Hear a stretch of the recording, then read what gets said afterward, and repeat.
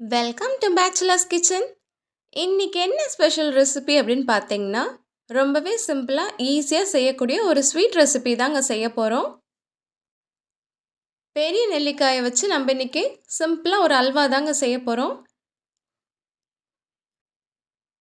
ரொம்பவே சுவையாக இருக்குங்க. குழந்தைங்கள்லேருந்து பெரியவங்க வரைக்கும் எல்லாருமே விரும்பி சாப்பிடுவாங்க. வாங்க அதற்கு தேவையான பொருட்கள் என்னென்னு பார்க்கலாம். பெரிய நெல்லிக்காய் 5லேருந்து 6 சுத்தமாக கழுவிட்டு நல்லா துருவி எடுத்து வச்சுருக்கேங்க. 1 கப் அளவு இருக்கும். வெல்லம் 3/4 கப். உங்களுக்கு வேணும்னா நீங்கள் 1 கப் கூட சேர்த்துக்கோங்க. முந்திரி சிறிது, ஏலக்காய் 1, நெய் தேவையான அளவு. வாங்க வீடியோக்குள்ளே போகலாம். முதல்ல ஸ்டவ் ஆன் பண்ணிவிட்டு ஒரு பாத்திரம் வச்சுக்கிறேன்.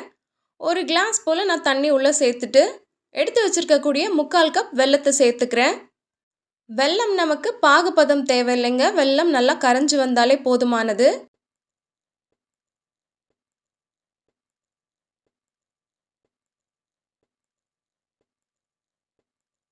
அடுத்ததாக இன்னொரு ஸ்டவ் ஆன் பண்ணிவிட்டு ஒரு வானலியை வச்சுக்கிறேன். 2 டேபிள் ஸ்பூன் நெய் சேர்த்துக்கிறேன். எடுத்து வச்சுருக்கக்கூடிய முந்திரியும் ஏலக்காயும் சேர்த்து மிதமான தீயில் நல்லா பொன்னிறமாகிற வரைக்கும் வறுத்து எடுத்துக்கலாம்.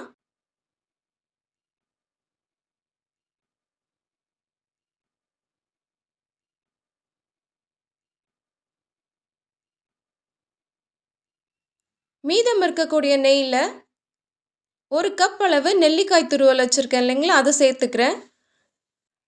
நான் இன்றைக்கி வேக வச்சு சேர்க்கலைங்க.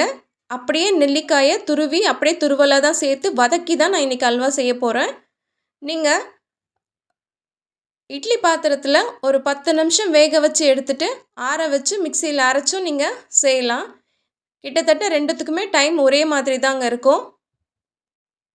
இப்போ நல்லா நெய்யிலே வதக்கலாங்க. இப்போ நம்ம சேர்க்கும் போது அதனோட ஈரத்தன்மை இருக்கும்.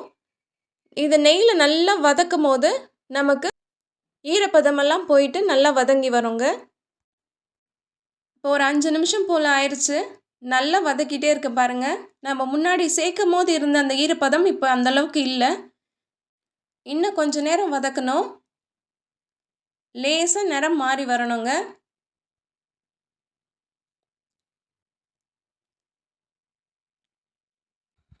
நமக்கு வெள்ளை கரைசலும் ரெடி ஆயிடுச்சு.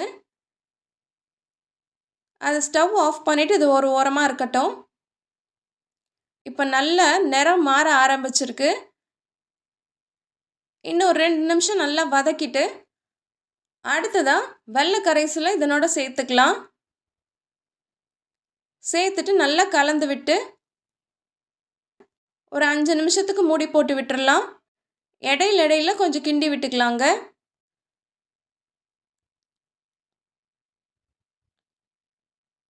இப்போ நெல்லிக்காய் எல்லாமே ஓரளவுக்கு வதங்கி வந்திருக்கும். இப்போ நமக்கு வெல்லத்தோடு சேர்ந்து நல்லா கலந்து வரணுங்க. நல்லா கலந்து விட்டுட்டு மறுபடியும் ஒரு 2 நிமிஷம் மூடி போட்டு விட்டுறலாம்.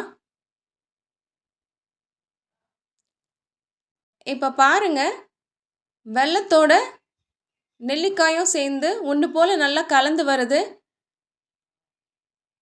நல்லா சுருண்டும் வருது பாருங்கள். இந்த நேரத்தில் நம்ம ஏற்கனவே நெய்யில் வறுத்து எடுத்து வச்சுருக்கக்கூடிய ஏலக்காவை நான் இதில் சேர்த்துக்கிறேன். நல்லா சுருண்டு ஒட்டாமல் வரும்போது நம்ம வறுத்து எடுத்து வச்சுருக்கக்கூடிய முந்திரி பருப்பு சேர்த்துக்கலாம். அவ்வளோதாங்க, நம்மளோட சூப்பரான ஹெல்த்தியான ஒரு நெல்லிக்காய் அல்வா ரெடி ஆயிடுச்சுங்க. இதை சூடாக சாப்பிட்டாலுமே ரொம்ப அருமையாக இருக்கும்.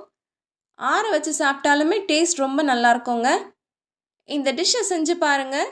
எப்படி இருந்துச்சுன்னு கமெண்ட் பண்ணுங்கள். இந்த வீடியோ பிடிச்சிருந்துச்சுனாக்கா லைக் பண்ணுங்கள், ஷேர் பண்ணுங்கள், இந்த சேனலுக்கு சப்ஸ்கிரைப் பண்ணுங்கள்.